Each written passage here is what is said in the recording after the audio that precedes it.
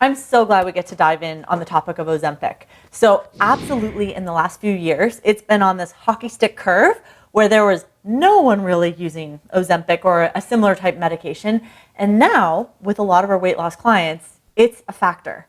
So right off the bat, I want to just go into our philosophy, and I have to stick true to what I practice, like practice what you preach. And our words are on our wall, framed in our counseling office: in this space, healing happens. Be curious, be kind, be honest.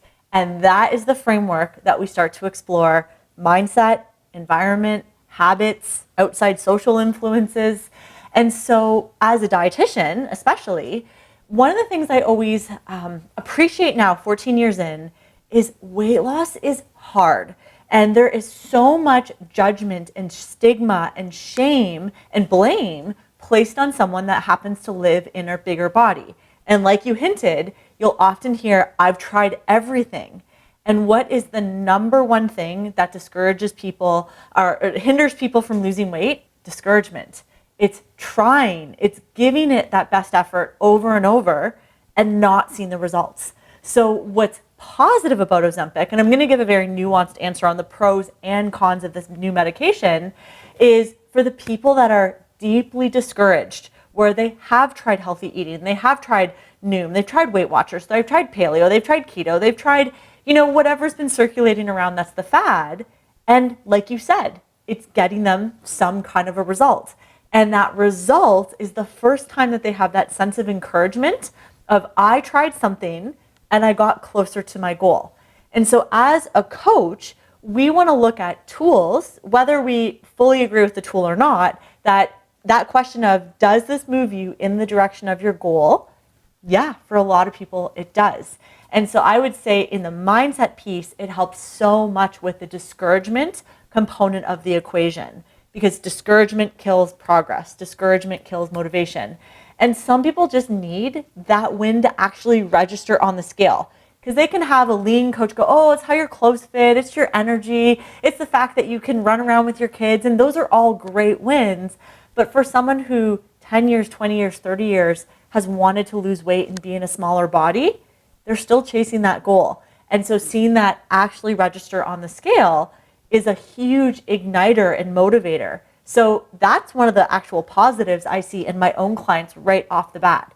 The nutrition coach, the practitioner in me, has gotten better over the years of recognizing people's best or what they need to. I think of it like a marble. If I give someone a boulder and I say, push as hard as you can, and I want you to get that boulder going. And inside that boulder is whole food eating, it's strength training, it's high quality sleep, it's healthy relationships, it's protecting your boundaries, it's doing the trauma work that you have to do. It's all those things encompassed in that boulder. And they have pushed against it and that boulder didn't move. They have this sense of learned helplessness of, no matter what I try, that boulder isn't going to get anywhere. But that fit professional that's like, come on, I've been rolling my boulder for years, it's easy. We, I think, forget those experienced coaches, those experienced exercisers, those experienced healthy eaters. We're on our chapter 72, and a lot of these people are on their chapter 1, 2, 3. I think just like in the education system, it's like being an old school teacher that insists every child must do long division so that their brain muscle is worked. And you're like, hey, see this invention called the calculator right here in my phone? I can get that answer real quick if I punch it in. And the teacher's like, no, your brain needs to know how to do long division. So I think as helping professionals, we will actually help more people when we recognize you want to get wins, you want to get the ball rolling. And then with encouragement and momentum and motivation, remember I said discouragement is the number one thing that kills progress? Then we can step in and go, this was your kickstart. Now we want to teach you the skills that you need to maintain this, to do this the rest of your life. And so we can talk a little bit about how Ozempic biologically works. And then we can also talk a little bit about how like the whole food, real food approach, that can get real nerdy, but in a fun, playful way with you, audience, if you guys want today. And this is actually how I like to explain Ozempic, how it works, and then what we're going to do with real food to mimic Ozempic. So for those that don't know a whole lot about Ozempic or have maybe heard about it, but they're not fully sure, it basically belongs to a group of diabetes medications called glucagon-like peptide-1 receptor agonists. And essentially, that's a fancy way of saying that it has action on our stomach, our blood flow, and also our insulin production. Because it's trying to help people who have type 2 diabetes slow their spike in sugar into their bloodstream so they don't get crazy high blood sugar that's going to do damage to their eyes, their kidney, the organs of the body. So one of the main ways Ozempic does that is it slows the movement of food from the stomach into the small intestine. Well, what does that mimic? A well-balanced meal that is rich in protein and fiber and satisfying fats that keeps food stuck in our stomach for a while. And that means our blood sugars don't spike up and they release really slowly. So I usually draw this on a piece of paper because I think the visual is so helpful, but I'll do my best with words on a podcast. If you imagine how our biological system evolved to eat food in calories, humans did not know what calories were, yet we had a way to regulate our weight and our appetite. How did that system first evolve? Well, we use receptors in the level of our stomach to communicate messages to the brain. So first, we have to chew our food. So chewing starts to set off hormones in our stomach that tell us, hey, get ready to produce some peptides that break down our foods, there's nutrition coming. And then in little chunks, we swallow it down. Now here's what's really interesting about our real food, whole food model to our processed food model. Real food takes about 20 to 25 chews per bite on average. Now this is really geeky and I've learned this in nutrition textbooks, but it's about 25 chews on average per swallow. Processed foods are designed to be swallowed between 5 to 10 chews because you get a quick flavor explosion, then it's already gone, and that actually creates more craving and desire to eat again. That's why candy and chips and foods like that are so addicting and we want more and more and more really quickly. So whole foods are already starting to communicate fullness at the level of the mouth just because of how long it takes to get food down into our esophagus and then our stomach. The next set of fullness cues start to take place in our stomach. So on the walls of our stomach, we have these little receptors that are there to stimulate and get sort of signals of food touching the walls of the stomach. Essentially, I label them pressure receptors. So as I eat my kale salad with hard-boiled eggs and nuts on top and a little bit of cheese and maybe some beans, spread on top of the salad, I have so much chewing I have to do to get that salad down.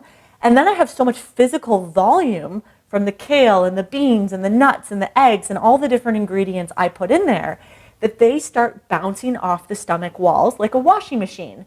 And the spin cycle keeps going, wow, there's a lot in here. You need to keep kind of spinning it and crunching it down until we turn it into a mushy liquid. And that mushy liquid is called chyme, C-H-Y-M-E. And then finally, we have a second set of receptors right at the door of the stomach. And the name of that door is called the caloric sphincter. It's a little ring of tight muscles, a little crude, but think of it like a butthole. It's essentially there to regulate. That's kind of what it is. So think of it like a security bouncer at a club. It stands at the door to the delicate small intestine and it goes, are you safe to get inside this club? And by safe, it needs to be a liquidy soft texture that won't tear or shred the small intestine. So hard chunks of almonds are not yet safe. They need to be pulverized down into a mush. A tough piece of steak needs to keep spinning in that washing machine for hours. And that little valve, that little caloric sphincter just goes, nope, not yet, nope, not yet, nope, not yet. And it continues to give feedback to the brain going, there's still crunchy, tough textures in here. You are not hungry and there is not space to add extra food. So yeah, if my lunch is kale salad with some chicken on top and some hard-boiled eggs and some nuts and a little bit of olive oil for some healthy fats, and I eat an apple as my lunch dessert, that's gonna leave me very, very satisfied 3, 4, 5, maybe even 6 hours. But if my lunch is a burger and fries and a liquid Coca-Cola through a McDonald's drive-thru, think about that from the biology perspective. Our stomach doesn't know calories. So I eat the fries quickly, but ketchup goes down easily. The burger's soft and easy to swallow. Now it's not a super tough texture, so my stomach can grind and pulverize that into that liquid chyme pretty quickly. Then the bouncer, the caloric sphincter, the texture guard goes, well, this seems soft and liquid. In fact, the Coca-Cola is straight liquid. You can go on through. So my blood sugars spike really, really fast. I don't get any sense of fullness from the liquid calories in that sugary drink. And the fries and the burger don't take a whole long to empty out in my small intestine. So then my blood sugars go up, my stomach feels empty, my blood sugars go down quickly because it was a quick spike of fast sugar and it got pulled into the cells. And then mid-afternoon, I'm looking for my next hit of sugar and food to get my blood sugar back up. And I don't feel satisfied. And that could have been a 1,000-calorie lunch, or I could have had a 500-600-calorie salad. My brain does not understand the caloric difference. It only understands how that biology evolved. And then it goes crazy deep in terms of fullness. So now food has left the stomach. It's gone into the small intestine. Our small intestine starts to extract the nutrients it needs, vitamins, minerals, healthy proteins, carbs, fats. Everything kind of filters through the liver. But when you eat whole food, you have a whole bunch of waste, basically fiber, that our body can't digest. And fiber then goes through the small intestine and goes to the large intestine. And we've heard a lot in the last, few decades around our gut microbiome. Fancy way of saying the bacteria that live inside of us that really play a big role in our overall health. Well, those little bacteria live all inside our large intestine. They are alive. I think of them like little fishies in an aquarium. We got to regularly drop fish food into our aquarium. We don't want our fish to go belly up and start to rot on the surface of the lake because they weren't being fed. What does our gut microbiome feed on?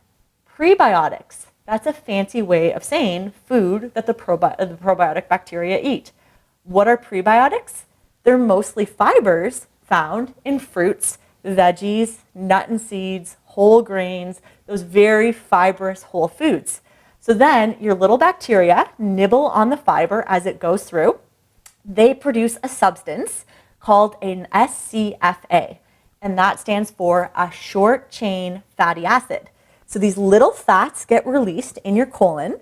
They're a really important energy cell for your colon cells, so they help protect against colon cancer. But those short chain fats communicate to your brain, we're deeply nourished and fed, because your body is expecting food to go down here to go all the way out the other end. Now let's go back to the McDonald's lunch. If I have burgers and ketchup and fries and a Coca-Cola to drink, very little of that is high fiber to go all the way down to the colon. So then my bacteria are like, where's my lunch? Why didn't I get fed down here? So we make less short chain fatty acids, and those seem to play a role in weight management. So right down to our bacteria, they're helping lean individuals stay lean, and overweight individuals are struggling more with their weight. So what's so cool, this is why I get such a nerdiness about the science, is when I can help my clients understand how things are supposed to work, then they're like, oh, now it makes more sense why you're teaching me a half plate of veggies, why I also need that protein with that meal, why I need those slow digesting carbs. I'm not anti-carb, my whole meal can't be carb, but I need to give those bacteria some food way down on the other end. And that's why I can not count my calories and stay very lean and stay very satisfied, because I'm working with my biology, not fighting it. So that's the ultimate goal when I'm teaching my clients how to eat and nourish themselves. But the initial stage of what Ozempic is doing is it's mimicking the slowing down at the level of the stomach. So they're getting, I don't want to use the word cheating, but essentially it's like you said, a kickstart, a faster, easier way to start to feel what people who have learned the skills of whole food nutrition are getting consistently from their meals and snacks. And it's that first sense of slowing down, not having such big portion, learning what that appetite regulation looks like, feels like. And then as a coach, I can step in and start to educate how they can take the reliance off Ozempic and create this with whole food. So that's how I like to explain it, is if right now this brace, this support is going to give you the encouragement that you're starting to see some progress, and you and your doctor have agreed that that is safe and appropriate, who am I to tell you you shouldn't do that? But I will still continue to champion the iceberg of success and the mindset, the habits, the environment stuff. But we're going to meet you where you're at, and we're going to progressively make it more challenging. And now people have the skill set that they can go do that. And so I guess that would be my message to coaches, is I'm not actually like pro or anti Ozempic, it's good coaching is what I'm advocating for. Well, I hope you've been enjoying this little snippet of our conversation about Ozempic on the Conquer Me podcast. Now, this was over an hour-long discussion that Jay and I had. So if you want to go check out the full episode, what I'll do is there's a QR code right here that you can scan, or if it's easier, I will link it in the description box down below. Thanks for hanging out. I'm registered dietitian Jennifer Broxterman.